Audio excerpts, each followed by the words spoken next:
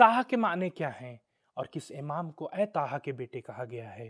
انبیاء کا کیا فریضہ ہے اور اسماء الہی کا مظہر و مصداق کون لوگ ہیں؟ ان سوالوں کے جواب کو جاننے کے لیے اس ویڈیو کو آخر تک ضرور دیکھیں۔ اس سورہ کی فضیلت کے سلسلے میں امام صادق علیہ السلام فرماتے ہیں جو شخص روزانہ اس سورہ کی تلاوت کرے گا وہ محبوب خدا ہوگا اور اس کا نامہ اعمال اس کے رائٹ ہینڈ میں دیا جائے گا۔ تو دوستو آئیے چلتے ہیں آج کے اس ایپیسوڈ کی پہلی 4 آیتوں کی تفسیر کو جاننے کے لیے۔ آئیے پہلے ان کی تلاوت اور ترجمے کو سنتے ہیں۔ كتاب أنزلناه إليك مبارك ليدبروا آياته وليتذكروا بسم الله الرحمن الرحيم طه ما أنزلنا عليك القرآن لتشقى إلا تذكرة لمن يخشى تنزيلا ممن خلق الأرض والسماوات العلى طٰہٰ، ہم نے یہ قرآن آپ پر اس لیے نازل نہیں کیا ہے کہ آپ اپنے کو زحمت میں ڈال دیں، بلکہ یہ تو ان لوگوں کے لیے یاد دہانی ہے جن کے دلوں میں خوف خدا ہے۔ یہ قرآن اس خدا کی طرف سے نازل ہوا ہے جس نے زمین اور بلند آسمانوں کو بنایا ہے۔ ابھی آپ نے ان نورانی آیتوں کی تلاوت اور ترجمے کو سنا، اب آئیے ان کے اہم نکات کو جاننے کی کوشش کرتے ہیں۔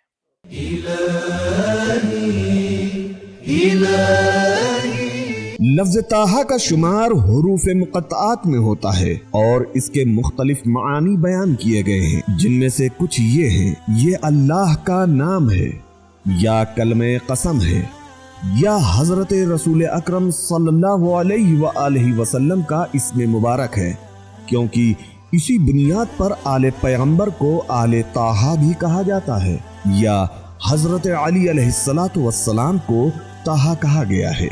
اور دعائے ندبہ میں حضرت امام الزمان عجل اللہ تعالی فرجہ الشریف کو بھی یبنا طٰہٰ کے نام سے خطاب کیا گیا ہے۔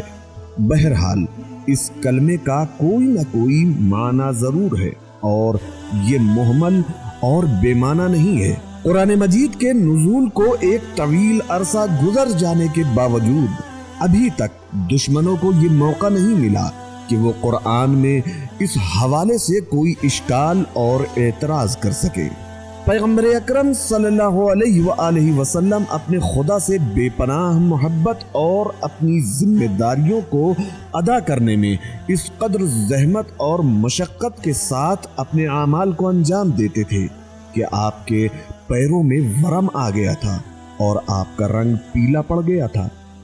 لتشقى تنزیل کا معنی ہے تدریجی نزول، یعنی قرآن مجید 23 سال کے زمانے میں مختلف مواقع اور مناسبتوں پر آہستہ آہستہ نازل ہوتا رہا۔ قرآن مجید کا تدریجی نزول دفعی، یعنی قرآن کا شب قدر میں ایک ساتھ پیغمبر کے قلب مبارک پر نازل ہونے کے منافی و خلاف نہیں ہے۔ ان آیتوں کے اہم نکات کو جاننے کے بعد اب آئیے ان کے پیغامات کو جاننے کی کوشش کرتے ہیں۔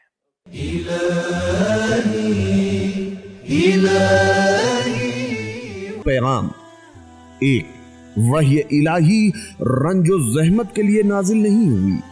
ما انزلنا علیک القرآن لتشقى، دینی ذمہ داریوں کو انجام دینے میں بہت زیادہ تھک جانے والی مشقتوں کو برداشت کرنا ضروری نہیں ہے۔ ما انزلنا علیک القرآن لتشقى۔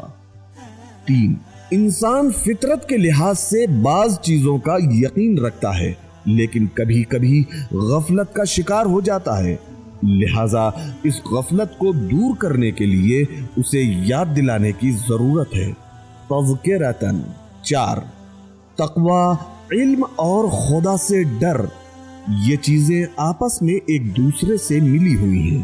تذکرۃ لمن یخشی 5، ہدایت اور گائیڈ کے لیے صرف مبلغ و مربی کا کمال کافی نہیں ہے، بلکہ تبلیغ کے قبول کے لیے اسباب اور ذریعے بھی فراہم ہونے چاہیے۔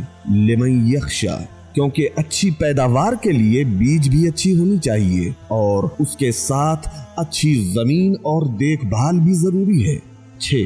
ذمہ داری کا احساس نصیحتوں کو قبول کرنے کا مقدمہ ہے، تذکرۃ لمن یخشا۔ 7. پیغمبر کا فریضہ صرف یاد دہانی اور توجہ دلانا ہے، لوگوں سے زبردستی منوانا نہیں ہے، تذکرۃ لمن یخشا۔ 8.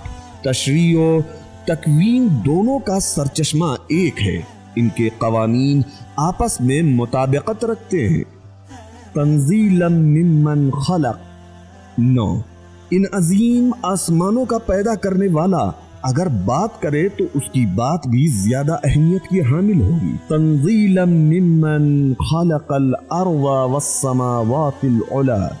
تو دوستو، آج کے اس ایپیسوڈ کی آخری 4 آیتوں کی تفسیر کو جاننے کے لیے آئیے پہلے ان کی تلاوت اور ترجمے کو سنتے ہیں۔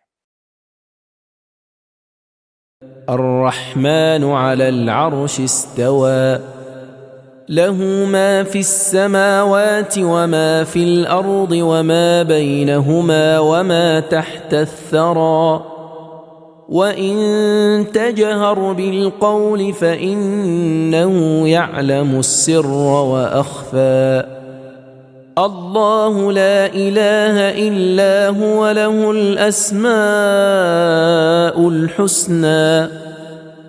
وہ خدائے رحمان جس نے عرش پر اقتدار قائم کیا، اور جو کچھ آسمانوں اور جو کچھ زمین میں ہے اور جو کچھ ان کے درمیان اور جو کچھ زمین کی تہ میں ہے، سب کا مالک وہی ہے۔ اگر آپ بلند آواز سے بات کریں تو وہ رازوں کو بلکہ اس سے زیادہ پوشیدہ باتوں کو بھی یقیناً جانتا ہے۔ اللہ وہ ہے جس کے سوا کوئی عبادت کے لائق نہیں ہے، خوبصورت نام اس لیے ہے۔ ابھی آپ نے ان 4 آیتوں کی تلاوت اور ترجمے کو سنا، اب آئیے ان کے نکات کے اوپر گفتگو کرتے ہیں۔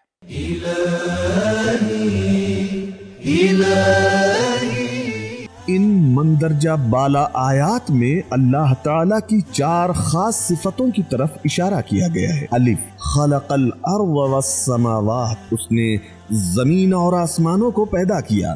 ب، حاکمیت، علی العرش استوى، جیم، مالکیت، لہو ما فی السماوات وما فی الارض، جو کچھ آسمانوں میں ہے اور جو کچھ زمین میں ہے۔ دال، عالمیت، یعلم السر واخفى، وہ پوشیدہ اور مخفی چیز کو جانتا ہے۔ عرش پر پروردگار کی حکومت سے مراد جو قرآن کی دوسری صورتوں میں بھی آیا ہے، علی العرش استوى، یہ ہے کہ خداوند تعالیٰ کی پوری کائنات کنٹرول پہ ہے۔ جس طرح فارسی زبان میں کہا جاتا ہے فلانی بر تخت نشست یا فلانی از تخت پائین کشیدن، یعنی وہ حاکم یعنی بادشاہ بن گیا یا اس سے حکومت لے لی گئی۔ قرآن مجید میں جہاں یہ جملہ علی العرش استوى سورہ آراف آیت نمبر 54 میں آیا ہے، اس کے مشابہ ایک اور جملہ بھی آیا ہے جو اس جملے کی تفسیر ہے، جیسے ثم استوى علی العرش یغشی اللیل النہار، وہ عرش پر اپنا تسلط اور قدرت رکھتا ہے اور رات اور دن کو ڈھانپ لیتا ہے۔ ثم استوى علی العرش یدبر الامر، وہ تمام کائنات پر محیط ہے اور تمامی امور کی تدبیر اور چارہ جوئی کرتا ہے۔ ثم استوى على العرش يعلم ما يلج في الارض وما يخرج، وہ ہر چیز پر تسلط اور قبضہ رکھتا ہے اور وہ ہر چیز کو جانتا ہے۔ ثم استوى على العرش ما لكم من دونه من ولی، وہ عرش پر تسلط اور قبضہ رکھتا ہے اور اس کے سوا کوئی سرپرست نہیں ہے۔ اور اس آیت میں آیا ہے علی العرش استوى لہ ما فی السماوات وما فی الارض، کلمہ سرا کا معنی ہے ایسی خاک جس میں نمی ہو۔ تحت الثرا مردوں اور خزانوں کو بھی شامل ہے۔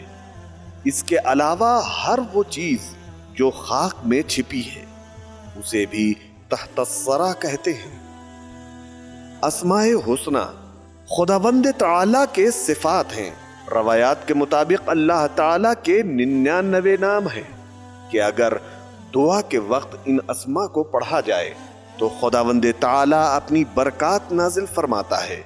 ان کے ذریعے سے دعائیں بھی قبول ہوتی ہیں۔ لیکن اسماء الہی صرف انہی ناموں میں محدود نہیں ہیں بلکہ بعض دعاؤں میں بھی، جیسے دعائے جوشن کبیر میں 1000 اسماء کا تذکرہ موجود ہے۔ لیکن اصل بات یہ ہے کہ ان اسماء کے حفظ یا قرات کے ساتھ ساتھ ان صفات کو اپنے وجود میں جاری کیا جائے، تب انسان ان کی حقیقت سے پوری طریقے پر فائدہ حاصل کر سکتا ہے۔ روایات میں آیا ہے کہ ائمہ معصومین علیہم الصلاۃ والسلام فرماتے ہیں باخدا ہم ہی اسماء حسنی الہی ہیں۔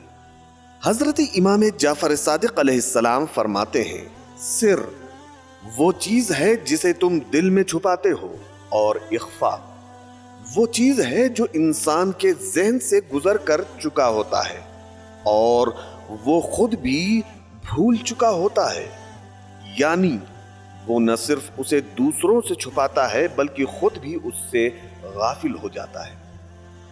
خداوند تعالی ہر چیز کو جانتا ہے، یعلم السر و اخفا، وہ آسمانوں اور زمین کے عیب کو جانتا ہے۔ عالم غیب السماوات والارض، وہ خدا شکم مادر میں نر ہے یا مادہ ہے اسے بھی جانتا ہے۔ یعلم ما تحمل کل انثی، وہ ہر مقصد اور نگاہوں کی حرکتوں سے واقف ہے۔ یعلم خائنۃ الاعین، ہر راز اس کے سامنے آیا اور واضح ہے۔ یعلم ما فی قلوبکم، جب درخت سے کوئی پتا زمین پر گرتا ہے وہ اسے بھی جانتا ہے۔ وما یسقط من ورقۃ لا یعلمها۔ ان آیتوں کے اہم نکات کو جاننے کے بعد اب آئیے دیکھتے ہیں کہ ان آیتوں میں ہمارے لیے کیا اہم پیغام بیان ہوئے ہیں۔